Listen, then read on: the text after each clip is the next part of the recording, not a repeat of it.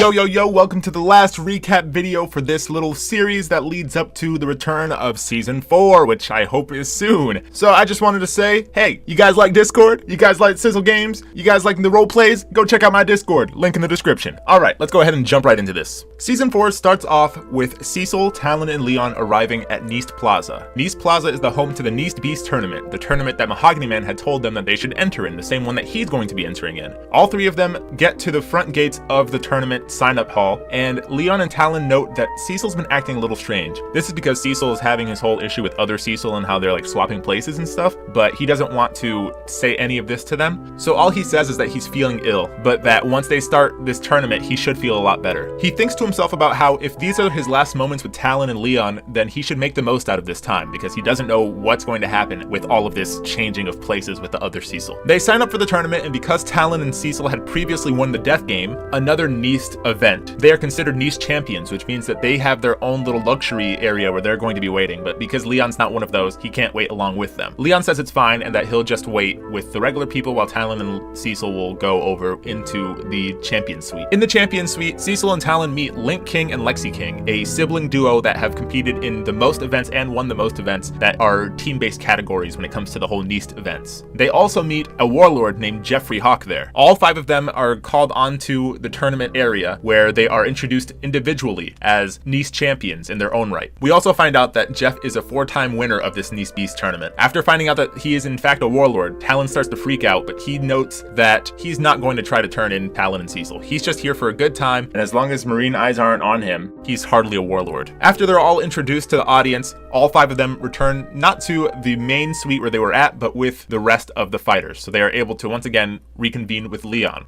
Racing each other, Link and Cecil end up there at roughly around the same amount of time, but they note that Jeff had actually tried to race along with them and completely surpassed them and was already there. Cecil almost lets it slip that he beat Ugonna, yet another warlord, but Talon stops him and tells him that he's an idiot for almost revealing that, because if Jeff does find that out, then maybe he'll have a change of heart and actually turn them in. Leon then tells Talon that the fourth, Mahogany Man's crewmate, is looking for him, so Talon goes and talks to the fourth on his own. The fourth reveals to Talon that he has his bounty, and when Talon sees it, he realizes that now that the government knows that he's alive, things might be a little bit more annoying, and on top of that, he also notes that they were somehow able to find out his real name. He thanks the fourth for letting him know about this, but the fourth tells him that the reason why he actually is telling him this stuff is because in reality he's gone by 3 names in his life. The fourth, Marshall, and another one, Talon Slingor, the same name that Avion had given Talon. Talon is shocked by this. Episode 2 starts off with Link versus Manly Midnight, a professional hero from the North Blue. Though it seems like Manly's the one who has the upper hand throughout the fight, Lexi actually explains that Link is handicapping himself by telling Manly exactly where he's going to go and what he's going to do. The reason for this is because Link just loves the thrill of fighting. Whenever he gets pumped up, he gets the freak ability to be able to tell how strong someone is. So he had already determined that Manly was going to lose this fight and decided to handicap himself.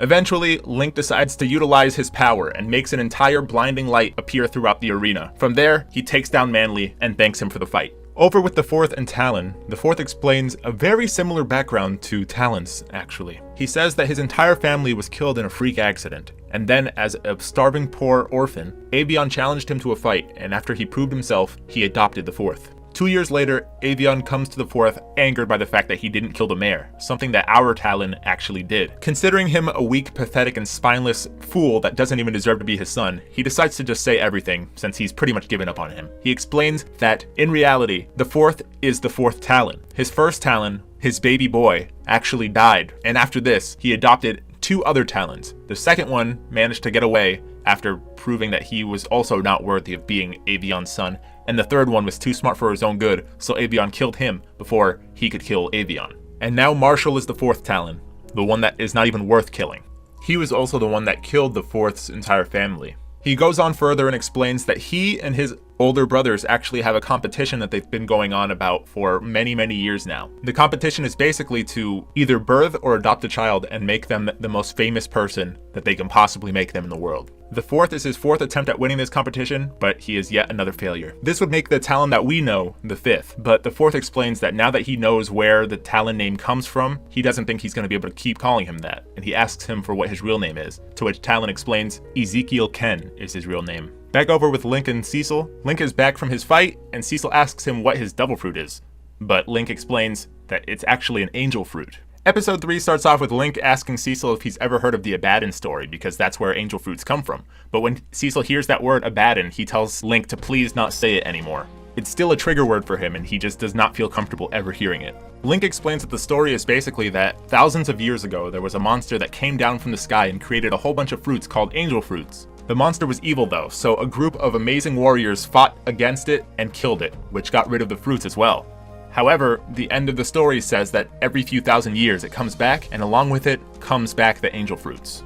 Link goes on to say that it's probably just a story to explain where these fruits come from, but one thing is definitely certain, and that is that angel fruits honestly do just kind of pop up every few thousands of years randomly, with the latest time being roughly less than 20 years ago. Link then says that outside of the children's book, most people don't even talk about angel fruits all that much, and that's because they're really rare, like even more rare than devil fruits. As the two contestants for the next match are called, one of them goes up to Jeff and threatens him, saying that he's the one that he's actually wanting to fight the most. Jeff is kind of creeped out by this guy and just tells him that he's holding up the event and that he should just go. The second match begins with Silva McNoodles versus Bone. Silva basically just beats on Bone the whole time, but Bone transfers all of that pain into a weapon. That's his devil fruit. He creates a pain transmutation and uses it to beat Silva. Back over with Link and Cecil, Link continues to talk about angel fruits, explaining that there's these 3 people called the Divine Saints who each have eaten 5 angel fruits at least, and have people that work underneath them as well. Cecil is completely confused by this, and Link explains that unlike devil fruits, angel fruits can be eaten more than one. The only downsides to angel fruits is that they're semi-temporary, where if you take enough damage, your body cannot support it anymore, and the angel fruit will leave your body and enter the fruit of the same kind as the angel fruit that is nearest by. So if the fruit was an apple and you sustain too much damage, then it will leave your body and enter the nearest apple, and you would have to eat it all over again.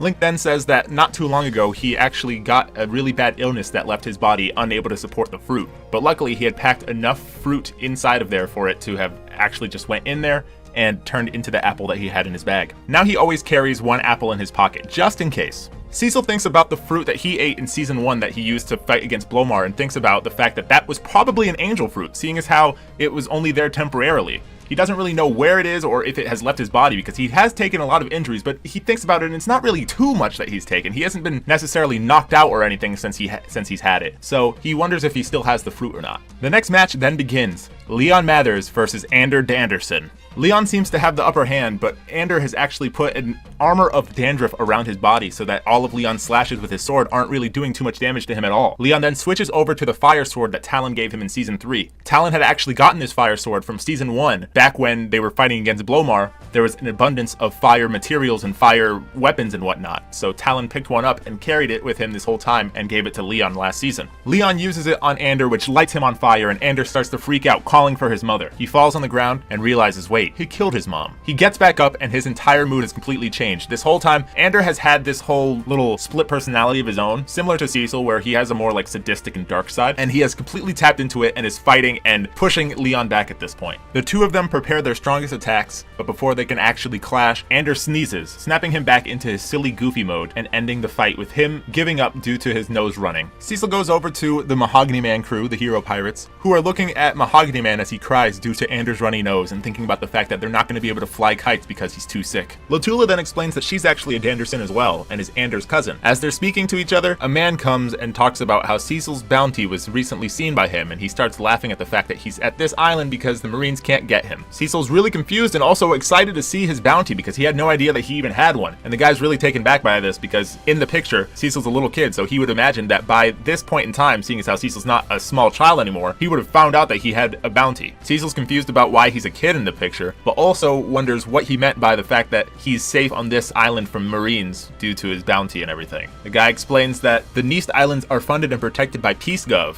and then saying that it's actually surprising that they allowed a warlord to enter this island. Cecil's not even sure what PeaceGov is and asks the man, but the man is done talking to Cecil and just leaves. Quincy tries to elaborate more on what PeaceGov is, but the fourth interrupts and Cecil goes back to see Talon now that he's come back. The next match begins, Lexi versus Jeff, a battle of the Neast champions. It's a hard-fought battle from Lexi, but ultimately, Jeff is just too powerful. Most of the fight, he was not even using his devil fruit, but once she actually is able to manage to land a hit on him, he reveals that he has the ice fruit and completely demolishes her. In episode 5, Talon goes up against a guy named Peter Pibby.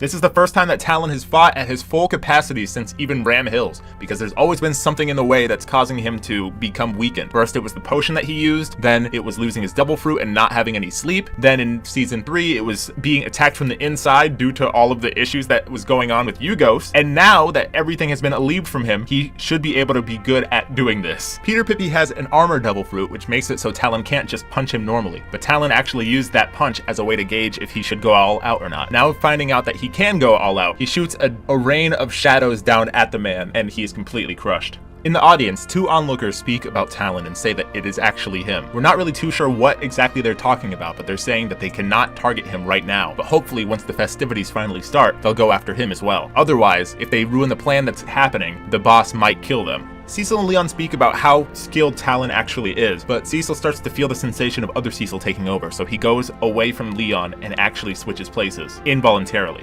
When other Cecil returns to Leon and Talon, they automatically see that he has a completely change in attitude, and they're not really down for it. But before they can really say much about it, other Cecil gets called to the stage and goes over to fight against Buzzboy, a 1-star hero. After the fight, he leaves Talon and Leon behind and goes off on his own, but Talon and Leon catch up and ask him what they want to do next. Other Cecil explains that he wants to be alone and goes off on his own. Now just the 2 of them, Leon mentions how he doesn't really understand why Cecil would take such a big 180. It's almost like he's a completely different person. This statement triggers Talon's memories of the Beast from Season 2 telling him that there's a second Cecil, as well as the end of Season 2 when Cecil tried to explain that there's another him inside of his head. The 2 rush over to Other Cecil and ask who he actually is. Other Cecil, amused by the fact that they finally figured out that something was up, says that he's as real as Cecil can get. Episode 6 starts off with a man named Richin telling the Fleet Admiral of the Marines that Ugos's men were found in the South Blue dead. The Fleet Admiral completely understands the situation and says that Ugonna most likely sent his group of people to the South Blue in order to attack Matthew Elbings for what happened at a place called Belfort. He questions what Ugonna says about all of this, but Richin explains that they haven't been able to contact Ugonna. Instead, one of Ugos's secretaries had told them that he had concocted some kind of plan to go and kill Cecil Gaines for having killed Blomar. The Fleet Admiral is not pleased at hearing this, as Ugonna is far too valuable to lose in the blink of an eye like that. He says that Cecil Gaines and Talon Slingor were predicted to have gone into the North Blue from the East Blue, which means that they need to just contact someone that can give them a heads up on what exactly is happening over there. Richin goes on to explain that most of the islands near the North to East Red Line Canal are actually under Peace Gov, which means that they can't really do too much if they stopped on one of those islands. They contact Jeffrey Hawk because they know that he's at the Nice Beast tournament, but he doesn't want to rat out Cecil and Talon because he doesn't want to be caught doing marine work on this island, so he decides to just make some kind of excuse. Over by Cecil and Talon and Leon, other Cecil explains that he's the only reason that this crew has still stayed alive and well. He's the reason that Cecil has been able to defeat all of these strong people, not Cecil. In reality, they should be thanking him more than anyone else. Talon and Leon just want Cecil back, but other Cecil explains that this crew is now doomed to fail. He has a goal in mind that he wants to accomplish more than anything, and this little crew is not really working for that goal to happen. So he gave Cecil an ultimatum: either disband the crew or he'll kill Talon and Leon. He says that Cecil's dream of becoming the Pirate King means nothing to him whatsoever, and that Cecil had no right to invade his body and now use it for whatever he pleases. Talon says that he doesn't really understand what other Cecil means by invade his body. However, due to the mental chains that other Cecil has, he's not allowed to reveal much about his past, so all he says is that it doesn't matter and that by the end of this week, this crew will have been disbanded.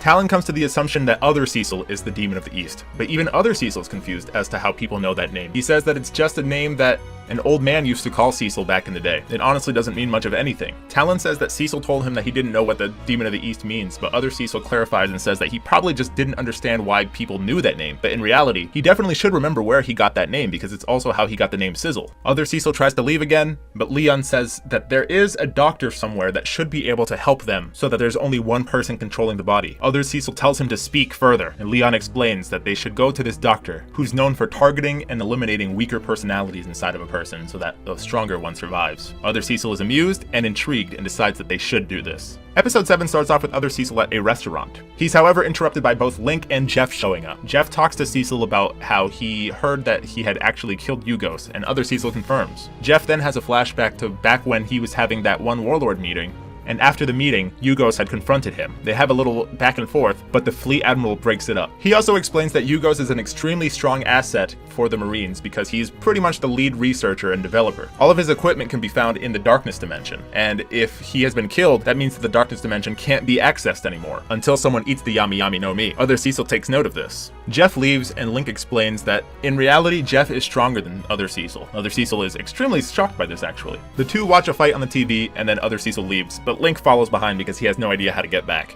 Other Cecil is annoyed by Link to the point where he decides that he's going to switch places with Cecil, but as he sits back down on his throne, he notices something. Cecil goes back to Talon and Leon as well as the hero pirates and says that he is actually him now. They decide to come up with a plan in order for the three of them to stay in the tournament, because they are going to be going off to another island called Hospice Port in order to get the treatment that Cecil needs. Mahogany Man decides that he will switch places with Cecil, Leon will switch places with Latula, and Talon will switch places with Ander, and the three of them will impersonate Cecil, Talon, and Leon if they don't make it back in time, because the next day is a festival day, not a tournament day, but if it takes them more than one day to get back, then they'll have those three to switch in for them and fight for them. The episode ends with the reveal of the costumes of these 3 and 3, and you just see the ridiculousness, and we have now caught up to where the series ended off.